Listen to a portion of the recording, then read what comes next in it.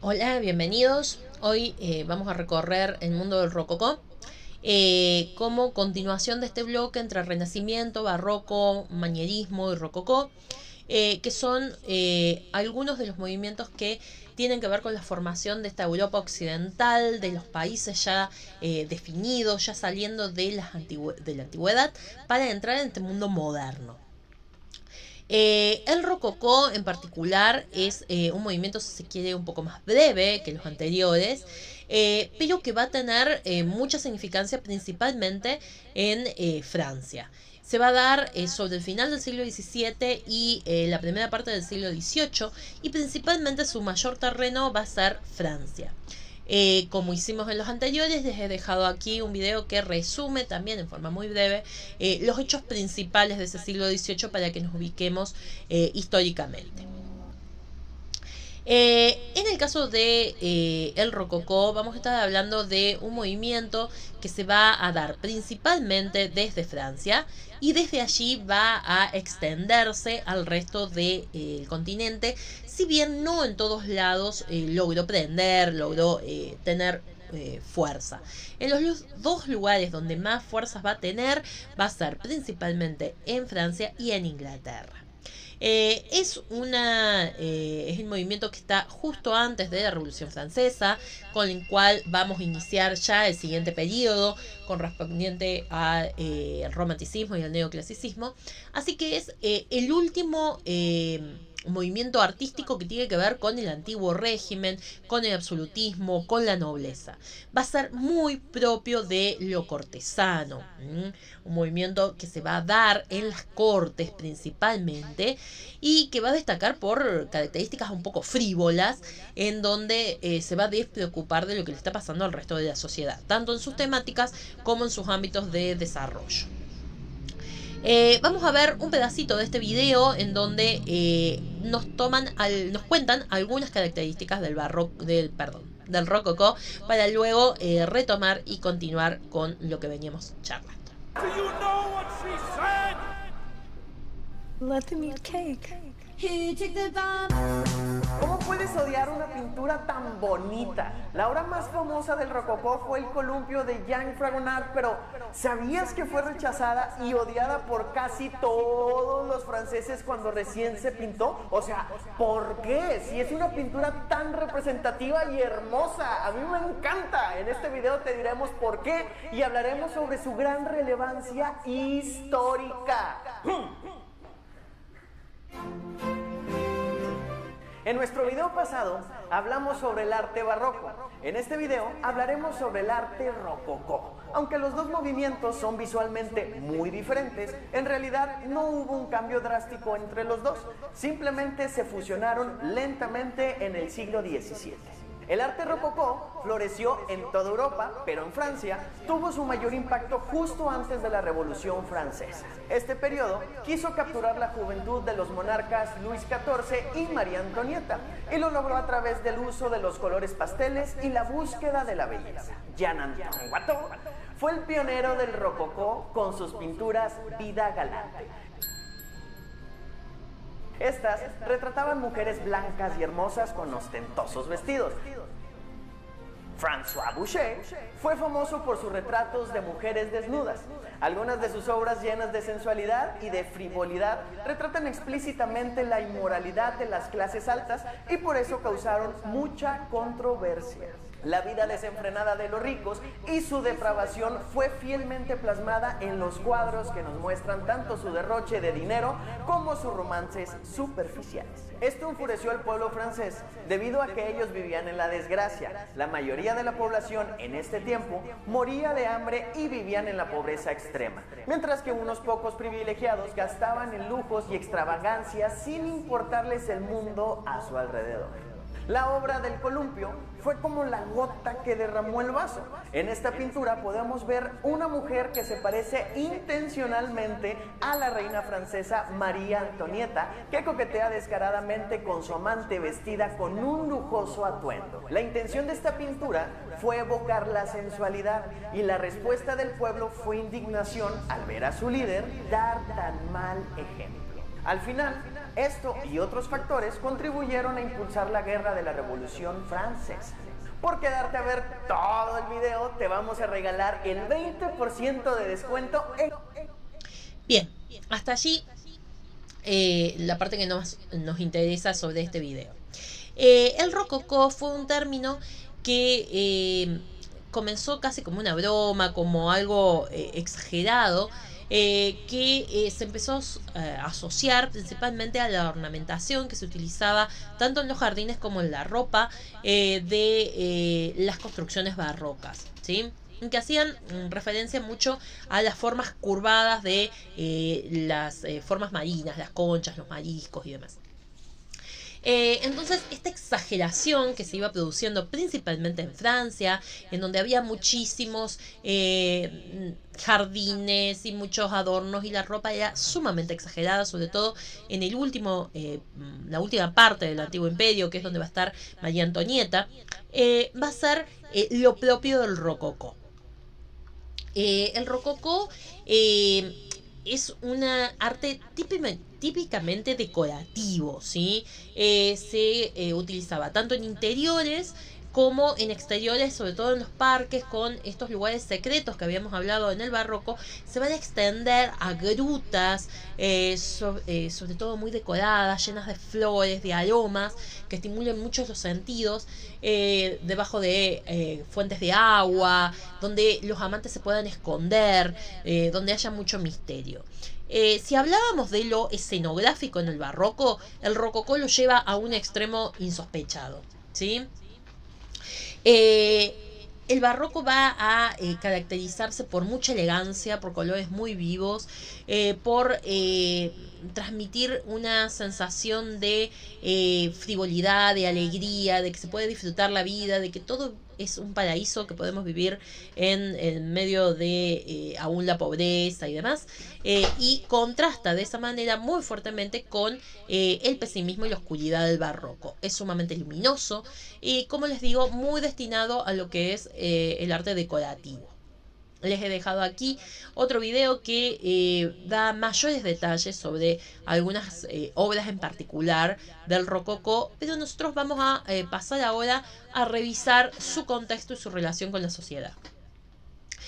Como les decía, nace en Francia a principios del siglo XVIII, principalmente con Luis XV, pero sobre todo con Luis XVI y María Antonieta, y va a exaltar mucho la galantería, los caprichos de la burguesía, más que de la burguesía, de la nobleza propiamente dicho, lo exótico, el amor, el erotismo, la naturaleza, se va a hacer muy exacerbado.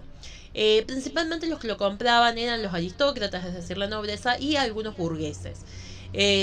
Habría obras de formato pequeño, se utilizaban mucho para entregar estos cuadros en pequeño formato para como prenda de amor a un amante, para que te recordara, de estilo de entregar una foto. La temática por lo general va a estar asociada a lo femenino. En casi todos los cuadros hay mujeres, al amor terrenal y carnal, sobre todo, mucho a la fiesta y a las reuniones de sociedad, en donde se veía una elegancia que quizás no era tal en la realidad, pero sí en la forma y en la mirada en que lo presenta el arte rococó. Se rompe con lo académico y se trata de exaltar el placer. Entonces la temática va a estar muy relacionada con el hedonismo, ¿sí? El disfrute por el disfrute. Entonces vamos a ver estas mujeres que semidesnudas en la cama juegan con su perro o se acicalan en el campo, en el medio del bosque, ¿sí? Son muy luminosas, piezas llenas de curvas, de líneas y casi ingenuas en algunos momentos. Va a tener una gama cromática bien cercana a los tonos pasteles, con algunos grises, prácticamente va a desaparecer el negro, muy poco se va a utilizar, se van a utilizar colores muy oscuros, pero de la misma gama para dar los sombreados. El verde manzana, el azul cielo, el rosa pálido va a ser muy presente. También es el momento donde se desarrolla la crema de chantilly en los sabores, los perfumes van a invadir Francia. Entonces tenemos un fuerte reinado de los sentidos en las distintas manifestaciones que vamos a ver. Algunos autores destacados. Los franceses son los más conocidos. Vamos a tener a Watteau, Fregonat, Boucher, Chardin. En el Reino Unido vamos a tener a Gainsbourg y a Reynolds. Y en Italia, donde vamos a ver algunos otros autores, donde vamos a tener, por ejemplo, un Canaletto que se va a dedicar exclusivamente a los paisajes, como vamos a ver enseguida. Es un arte sumamente opulento, en donde directamente no hay nada de pesimismo, no hay oscuridad, es todo alegría y casi idealización de la vida. Es un estilo muy aristocrático, que apunta mucho a la intimidad. Muchos de estos cuadros estaban en el cuarto o en el estudio privado de un monarca o de un burgués, en donde se muestra una vida despreocupada, en donde no hay apuros, no hay ansias, no hay problemas religiosos, no hay problemas económicos, y no tiene relación con la religión. No trata la vida como algo espiritual o algo trascendente, sino aquello frívolo, algo de disfrute inmediato, y el resto del mundo está todo bien, ¿sí? Nada parece tener problemas. Y va a llegar también a Alemania y a Austria, pero donde más fuerte lo vamos a ver es en Francia. Se dedica específicamente a la decoración, es muy fuerte en decoración. Vamos a ver muy pocas representaciones en otras disciplinas como la arquitectura o la escultura, si bien las hay, pero es muy propio de la decoración. Y vamos a ver muy fuerte su desarrollo en lo que tiene que ver con mobiliario, con el desarrollo de la cerámica y con la moda. Está muy asociado a las tendencias de moda. Si bien podemos hablar de historia de la moda desde mucho antes, pero acá es una tendencia que se va a imponer en la forma de vestirse de prácticamente toda Europa. Van a predominar mucho los elementos naturales, principalmente las formas vegetales y lo asociado al mar. Y se difunde mucho lo exótico, principalmente asociado a lo chino. Por ejemplo, la cerámica, la representación en el tipo de pinturas, con estos colores pastel, lavados. Todo esto va a influir mucho en el arte rococó. Vamos a tener muchas fiestas, aventuras amorosas, casi simpáticas, risueñas, con composiciones que la sensualidad va a estar muy presente, y la mujer se convierte en el centro de la representación, con mucha luz, al contrario del barroco, y con texturas muy suaves. Hoy por hoy se puede hablar mucho del barroco en decoración. Yo les he dejado acá este material, un video que habla sobre cómo el barroco se va a extender en la decoración. En la actualidad está presente, sobre todo en contrastes con un minimalismo absoluto, estos lugares muy recargados, muy llenos de dorados, de adornos y de mucho trabajo. Algunos artistas destacados de la época, ¿sí? Vamos a repasar a algunos artistas y algunas de sus obras. Si bien vamos a ver que las características son bastante sencillas, a nivel creativo son muy parecidas las formas de representación, tanto el Renacimiento como el Barroco. Fíjense aquí el realismo de los rostros, fíjense que vamos a tener la luminosidad del Renacimiento, pero con las líneas curvas y el recargue del Barroco, todavía más exagerado esto. Entonces, a nivel técnico, la diferencia no es tanta, sino más bien a nivel temático, ¿sí? Watteau fue un pintor francés considerado el precursor de lo que después vamos a estudiar en la próxima etapa, que va a ser el impresionismo, en próximas etapas, perdón, ya para comienzos del siglo XX, finales del siglo XIX. Lo que hace Watteau es transmitir esas sensaciones de fragilidad, de ingenuidad, muy sensible, tanto en el tratamiento de la luz como en lo lírico, casi poético, ¿sí? Él era de constitución muy débil y eso de alguna forma se va a cristalizar en sus obras. Una de sus obras más características es esta, Embarque para Citera. A primera vista podemos ver un montón de burgueses. Sin embargo, lo que nos está contando es una sola historia de una pareja que la vamos viendo en distintos momentos, cómo se va relacionando, ¿sí? En algunos primeros paseos donde iban de la mano solamente, llegan a mayor intimidad y se van tomando ese barco, ese viaje hacia Citera. Citera era una ciudad, perdón, una isla mítica de la antigüedad romana que hablaba del mayor disfrute, del lugar donde se iba a disfrutar de las mayores pasiones. Entonces lo que vemos acá es a la misma pareja cómo va evolucionando en su relación hasta llegar a ese momento de máxima intimidad. Fíjense que con una ingenuidad, una sutileza en donde predomina la naturaleza, las formas se definen menos que en los periodos anteriores, muchos los efectos atmosféricos, lo cual va a influir mucho en los periodos que siguen, y por eso es importante reconocer las obras del Renacimiento, porque cuando veamos el romanticismo vamos a ver que mucho de esto es tomado desde aquí. Y vamos a ver estos colores pasteles en donde el negro prácticamente desaparece. Fíjense en este caso la organización de una muestra de arte, también temáticas muy propios del burgués, que no tienen nada que ver con la vida cotidiana de la gente común, en donde vemos cómo saca los cuadros, los pone en exhibición, la ropa de las personas muy retratadas. En este caso el teatro italiano, el teatro también va a ser un tema muy recurrente en las pinturas rococó, ¿sí? Fíjense que aún cuando estamos en una noche iluminado por solo una llama, y sin embargo hay mucha luz, nos está iluminando a todos los personajes, aún cuando el contraste es marcado, es luminoso, ¿sí? Otro tema muy recurrente van a ser los bufones, los payasos, ¿sí? Que los van a poner casi como personajes idílicos, ¿sí? Acá tenemos Pierrot, es uno de sus cuadros famosos también, de Watteau, ¿no?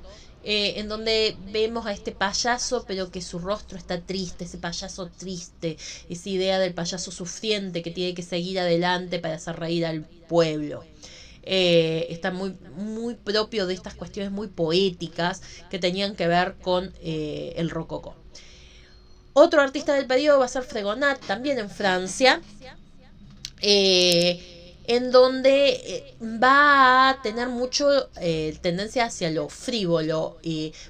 Él va a atravesar la Revolución Francesa y lo va a perder todo en la Revolución Francesa, justamente porque él trabajaba para los burgueses y principalmente para la nobleza. Entonces, cuando llegue la Revolución Francesa, que va a acabar con ese régimen, con esa vida idílica que tenían en un Versalles totalmente mágico, realmente lo va a perder todo. Les he dejado este video en donde su autora va a hablar sobre cómo se traslucen las ideas de Fregonat, principalmente en este cuadro, en el columpio. Les recomiendo que lo vean, es muy bueno y explica con mucha claridad estos temas. Vamos a pasar justamente al columpio. Este óleo justamente nos presenta a una de las amantes del rey columpiándose, siendo empujada por alguien. Aquí los angelitos, estos querubines muy propios de el arte renacentista, y al rey mirándole las piernas cuando ella se hamaca, ¿sí? Y fíjense la actitud de este otro angelito aquí haciendo una seña con la mano, tratando de indicar silencio, de que eso es un secreto. Este cuadro estaba en el cuarto de la amante del rey, donde él la iba a visitar. Entonces, de hecho, Fregonat va a ser protegido por esta mujer que lo va a hacer parte de la corte. Fíjense aquí esta prácticamente orgía de mujeres bañándose y disfrutando de las aguas, la naturaleza, cómo se pierde la definición, los efectos, esa cuestión de tratar de transmitir la neblina, el efecto atmosférico del agua que está saltando en ese río. El beso robado, esta cuestión de lo oculto, el amor misterioso que se puede dar con un amante. Lugares palacescos, siempre la ropa de alto lujo para mostrar que se trata de las clases más nobles. En este caso es un retrato de una mujer que trabajaba en una sala de entretenimiento. Otro de los autores que vamos a tener es a Boucher. Boucher va a tener como protectora a otra de las amantes del rey, que es Madame de Pompadour, que va a ser amante de Luis XV, ¿sí? Va a ser pintor del rey, y en varios retratos los va a realizar él, pero principalmente se va a dedicar a los retratos íntimos de esta relación que hay del rey y su amante, ¿sí? También va a ser otra versión del nacimiento de Venus. Fíjense qué diferente al nacimiento de Venus que vimos en el Renacimiento, equilibrado, proporcionado, con muchas líneas rectas. Acá vemos la línea curva, estas telas que vuelan, el desequilibrio y sobre todo los efectos atmosféricos. Subrayenlo a eso porque nos va a ser muy útil en siguientes periodos.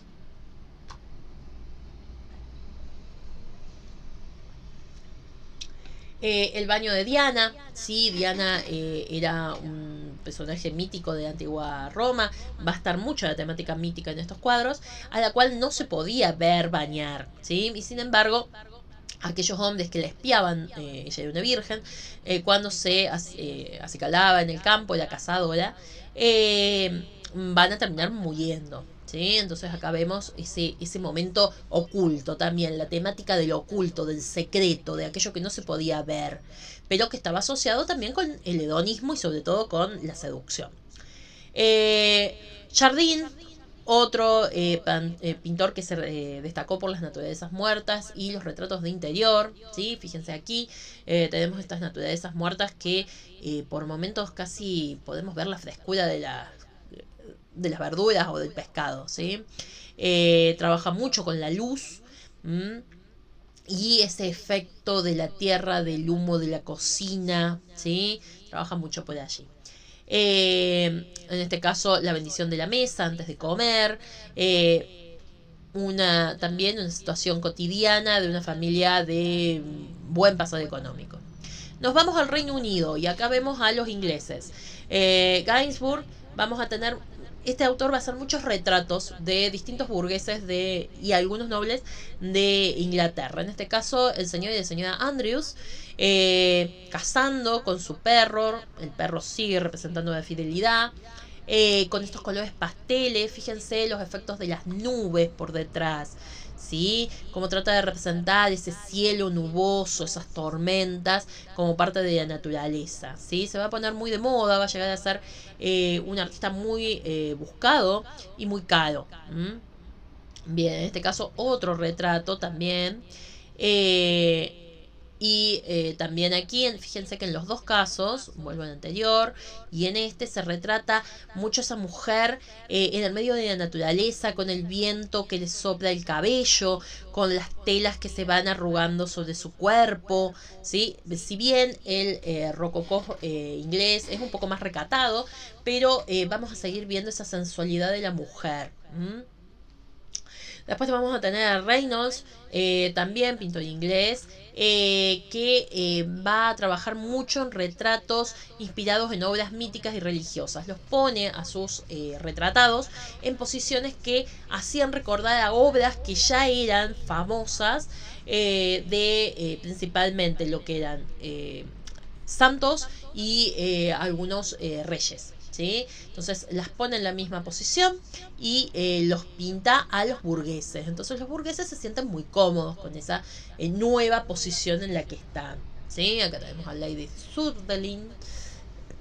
También el viento que sopla su tela, quizás no tan fuerte como en el autor anterior, pero seguimos viendo su representación de lujo, ¿sí? Este es uno de sus cuadros más conocidos, Ghostmaker. en donde lo vemos en una escena de cacería, con su uniforme de caza, muy inglés, muy de la aristocracia inglesa, esto de salir de cacería con un traje específico, ¿sí?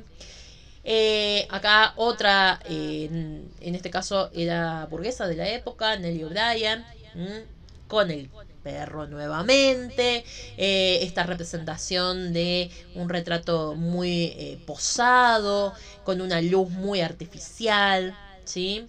Y nos vamos a Canaletto, acá nos vamos al rococó en Italia, ¿sí? Canaletto es un exponente particular del rococó, ya que va a pintar muchísimos paisajes, ¿sí? Sobre todo de Venecia, son los más famosos. Vamos a ver que con respecto al rococó tiene el efecto atmosférico. Fíjense esas nubes, ese cielo plomizo, el vapor que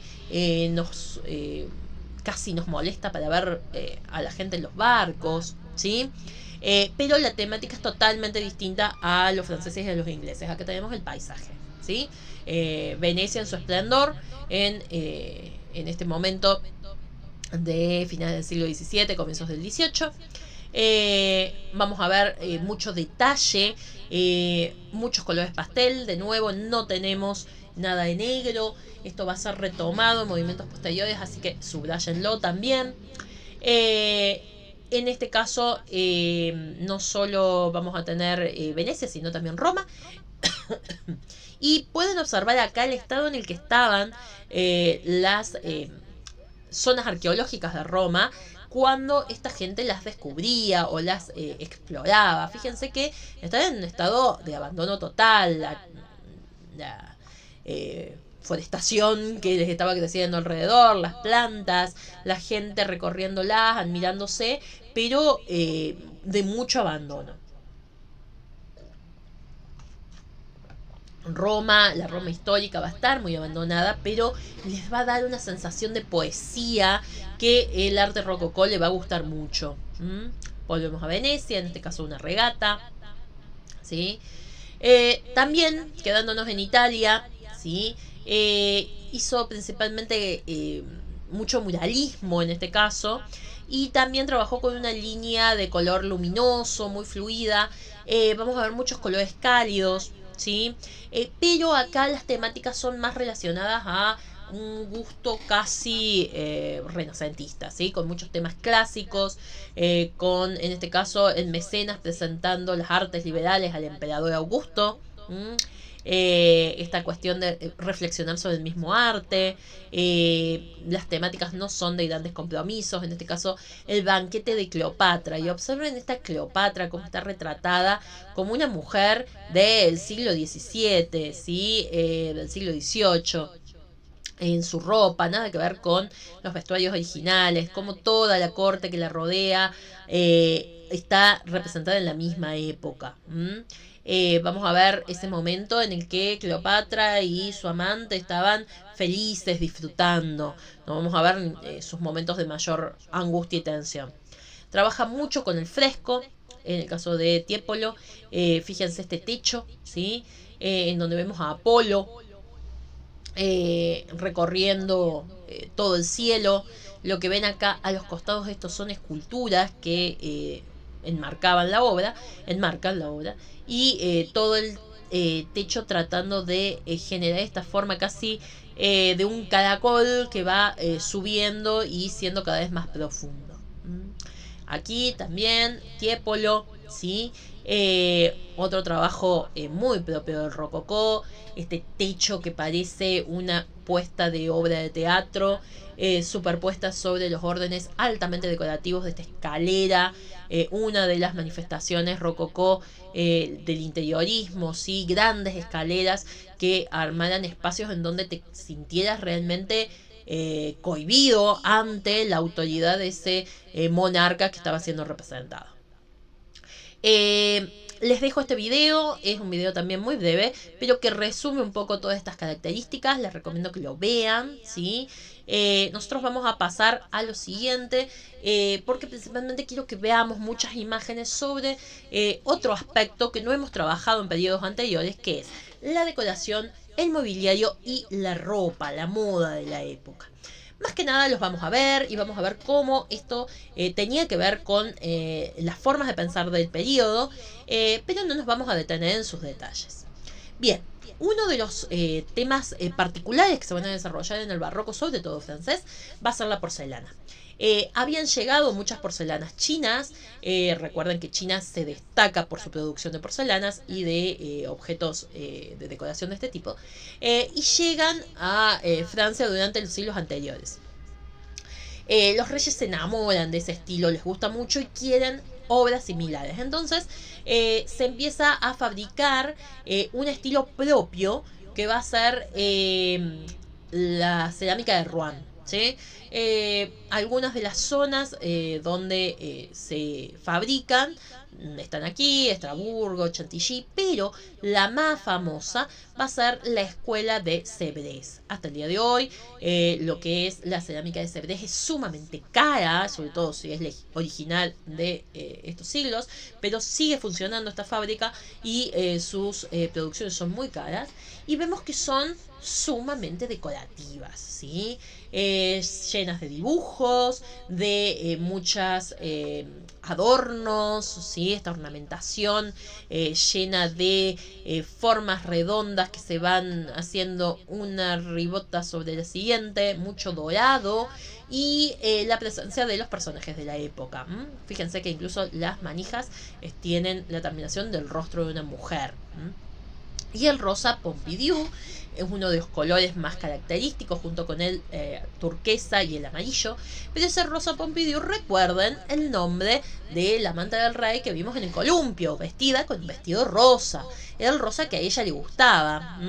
Y por eso va a ser uno de los colores característicos de estas porcelanas producidas por la escuela real, ¿sí? Vamos a ver muchos motivos naturales. Estas conchas van a estar por todas partes. Muchas formas orgánicas, flores. Fíjense lo que es esta tetera llena de flores, de formas redondas. Es muy común que este tipo de cerámica se haya extendido durante el siglo en su consumo, y copias de esto fueron muy comunes a comienzos del siglo XX, principalmente en las casas de clase media y en los regalos de boda. Así que es muy común que en muchas casas, incluso en las casas de antigüedades, ustedes pueden encontrar piezas de este tipo. No necesariamente de este siglo, pero sí muchas de esta recreación de finales del XIX y principios del XX, que las clases medias y clases altas utilizaban como símbolo de haber ingresado a la aristocracia en el uso en sus casas. Fíjense lo que es este jarrón, totalmente cubierto de flores y de muchas volutas y mucho dorado. Otra tetera con estas formas bien curvilíneas.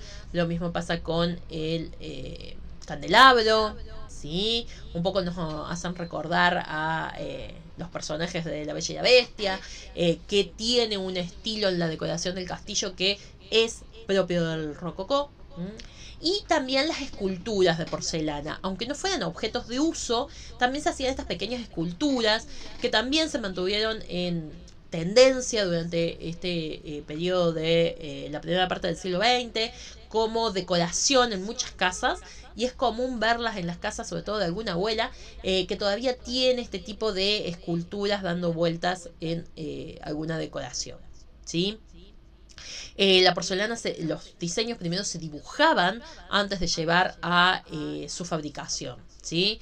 Los motivos son muchos motivos florales, la naturaleza, la inocencia, los niños, estos trajes muy de realeza de la época.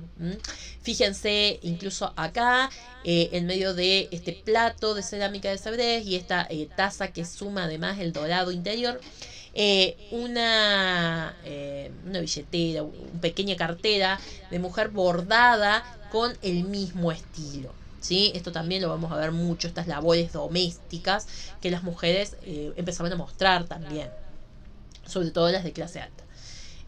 Aquí el color, el celeste propio de Sèvres, es un color muy característico de la cerámica de este tipo. Aquí nuevamente, y las flores, estos platos dorados llenos de decoración. Aquí el rosa Pompidou, ¿sí?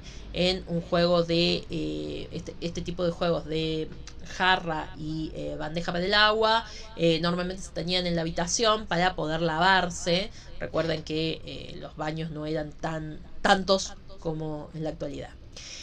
Y en particular se puso de moda la decoración de mesas con motivos de Sèvres. ¿Sí? Lo que vemos acá es una mesa tallada, todo lo que ven en dorado es madera tallada y luego dorada la hoja, a la que se le aplicaba una placa de cerámica con el dibujo de Sèvres, ¿sí? De la fábrica de Sèvres, ¿sí? En donde vemos los mismos motivos que estábamos viendo antes, ¿sí? Mucho recargue, mucha decoración. Y metámonos ahora en el mobiliario. Dentro del mobiliario vamos a tener así como las figuras más destacadas, si bien hay otros, no son los únicos, pero lo más destacado van a ser las sillas, los sofás y las mesas. ¿Sí? Eso va a ser como lo que más más se va a ver y más se va a conservar de esta época. Los muebles están pensados para ser cómodos, pero no tenían ni líneas rectas, ni simetría, ni nada simple. Siempre eran muy recargados, eran sumamente decorados, mucho dorado, trataban de tender hacia las formas femeninas, en donde hubiera muchas curvas, ¿sí? Parecía que la vida siempre era muy relajada para esto. La forma de la concha por todas partes, ¿sí? Fíjense que igual que las volutas van a caracterizar a todo este tipo de producciones. Además, no solo se los va a tallar, sino que se los va a pintar y muchos se van a dorar a la hoja. Este tipo de patas de mesa, ¿sí? Fíjense que acá partimos desde las patas barrocas, que vamos a tener hasta el periodo que se llama de regencia, hasta el estilo de rococó y el final del neoclasicismo. Estas son patas de mesa de distintos estilos. Actualmente mucho no lo vemos, pero en algunas casas todavía hay estos grandes muebles con patas muy trabajadas. Este es el tipo de muebles del que estamos hablando, ¿sí? No había simetría, no había líneas rectas. Fíjense este sillón, ¿sí? Que está pensado incluso para sentarse y poner los pies aquí, ¿sí? Sentarse de un costado y poner los pies. No es un sofá para dos personas, sino para estirarse allí. Está cómoda, en donde están los cajones todos decorados, la orfebrería que se utilizaba para los tiradores, las patas trabajadas como hablábamos recién. Fíjense aquí una banca un poco más ancha, pero también pensada para una persona, no estaban pensadas como sofás para dos personas. Las telas también eran hechas en la fábrica real de tapices, con muchos dorados y muchos motivos florales, ¿sí? Fíjense aquí el trabajo de las patas de esta mesa, ¿sí? Otro detalle que se usaba mucho, la mesa de arrimo. Actualmente han caído un poco en desuso, pero estas mesas que iban normalmente en los pasillos, en los costados, para poner arriba un gran florero, normalmente de cerámica, de porcelana, como las que vimos recién, con flores muy grandes que trajeran la naturaleza al interior. Las mesas de noche, ¿sí? Lo que nosotros le llamamos mesa de luz, pero mucho más grandes y bastante más lujosas. El secrétaire, el mueble que se utilizaba normalmente como escritorio. Esta tapa se bajaba, acercabas una silla y ahí podías trabajar como escritorio y tenías todas tus papeles o lapiceras aquí y varias zonas con llave para poder tener guardadas esas cartas secretas, principalmente las cartas del amor imposible o del amante. Las chimeneas talladas en mármol, ¿sí? También junto con los artefactos que se utilizan para atizar el fuego o los protectores contra el fuego, también trabajados con mucho detalle. Fíjense lo que es esto, tallado en madera. En Buenos Aires pueden ir al Museo de Arte Decorativo, en donde muchas de estas piezas están en vivo y en directo, son realmente un lujo para poder disfrutarlas. Este tipo de sillones, ¿sí? bien propio del rococó, con esta tendencia al capitoné, que se llama así, esto de poner los botones que dieran la sensación de más profundidad. Las sillas doradas, esto se utiliza ahora mucho en algunas fiestas, principalmente 15 o casamientos, como decoración. Pero imagínense toda su casa con este estilo, ¿sí?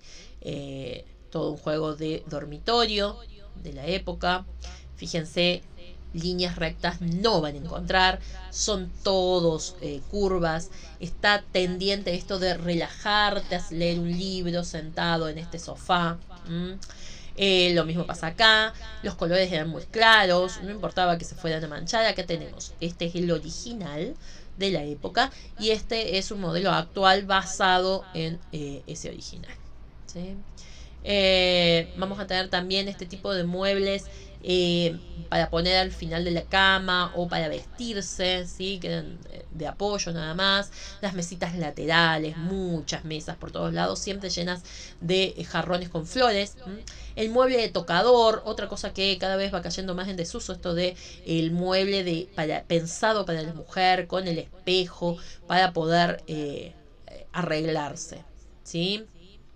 Fíjense lo que es esto, ¿sí? Esas telas totalmente llenas de texturas y de dibujos, el tallado de la madera en los escritorios, con un detalle increíble. Otro mueble de secretario o secreter. En este caso la puerta se empotra hacia adentro del mueble y queda libre la zona para trabajar, para escribir, ¿sí? Y otros elementos decorativos que había en la casa, como espejos, relojes, también muy resaltado esto de mucha decoración. Lo que vemos acá, esto es una silla que se utilizaba con techo, se ponían unas maderas sobre el lateral en estas manijas que vemos acá y las podían llevar entre dos hombres y llevar a la persona ahí adentro, ¿sí? Cerrada para que no ese señor o esa dama no sufriera de las inclemencias del tiempo. Fíjense estos jarrones de decoración que no tenían una función concreta, sino esta vida frívola, esto de, bueno, lo quiero porque me gusta, simplemente. Les he dejado aquí un video que recorre varios lugares interiores con estilo rococó, en donde van a ver este recargue absoluto que en esta primera imagen ya lo podemos ver. Estos techos decorados, la araña con caireles, las ventanas, al frente un espejo que refleja la luz de esas ventanas, emulando su misma forma, las alfombras o en su defecto pisos dibujados y pintados, los sillones, los almohadones, los jarrones, el juego de té, las lámparas. Todo esto es muy propio de ese momento. En la actualidad sigue existiendo el estilo de decoración rococó. Obviamente que hacerlo con muebles originales es muy caro, pero se producen algunos muebles de copia también caros, pero no tanto como los originales, que se pueden utilizar. Por ejemplo, fíjense en este sí es original, este azul es contemporáneo. Fíjense que el techo está todo hecho con capitoné, tela y estos botones que le dan esa sensación de algo mullido, ¿sí? Muchos cuadros, paredes pintadas con el mismo estilo de pinturas rococó que veníamos viendo. Fíjense aquí, estos techos, las ventanas, los espejos que reflejan la ventana, mucha luz, ¿sí? Bueno, como les decía en el video anterior, algunas zonas que pueden aparecer en el barroco también pueden aparecer como rococó, sobre todo porque muchas fueron redecoradas en el rococó, como es el caso de esta galería en los palacios de Francia, ¿sí? Nos vamos a centrar ahora como cierre de rococó en la moda. Como les dije, es uno de los periodos que más marca esta tendencia a llevar una moda que se usaba en general en todos lados. Una moda bastante global. Algunos detalles que vemos aquí apenas empezamos con esto. Pelucas. Los hombres con estas grandes pelucas con rulos. Va a ser muy propio de la época. Colores muy saturados. Corsé en las mujeres. vamos a ir viendo algunas imágenes más. Le he dejado acá otro video también muy corto, pero que está muy interesante, sobre cómo era la ropa de Madame Pompidou, de la cual ya hablamos, y que impuso este vestido a la francesa, que ahora lo vamos a ver. El vestido de la francesa era este vestido que tenía el corsé, muchos moños adelante, un escote marcado. Por delante, la parte de delante de la falda era más baja, sin tanto volumen, pero por los costados y o por detrás tenía mucho volumen. Se ponían unas especies de canastos, estaban hechas con mimbre, que sostenían la pollera para que cayera bien grande, ¿sí? Aquí lo tenemos nuevamente a Luis XVI en este retrato que, si bien en su estilo es barroco, más que rococó por sus colores y su luz, la ropa que nos presenta es bien rococó. Lo mismo en las telas, vamos a ver muchas sedas con mucho brillo, con muchas estampas también. Tanto hombres como mujeres, o pelucas, o sombreros, o apliques en el cabello, ¿sí? Fíjense aquí en Inglaterra, estos sombreros llenos de plumas. Los hombres con estas polainas que iban por arriba del pantalón, principalmente para poder montar y que no les molestara el pantalón. Y vamos a empezar acá a ver algunos vestidos de María Antonieta, ¿sí? Este es uno de los looks de María Antonieta más conocidos, más controversiales sobre todo. Esto es una pintura de ella, en donde vemos que en su cabeza, en ese peinado, ella tenía un largo cabello prácticamente blanca, era austríaca, así que un rubio muy muy claro. Y se lo hacía en grandes recogidos.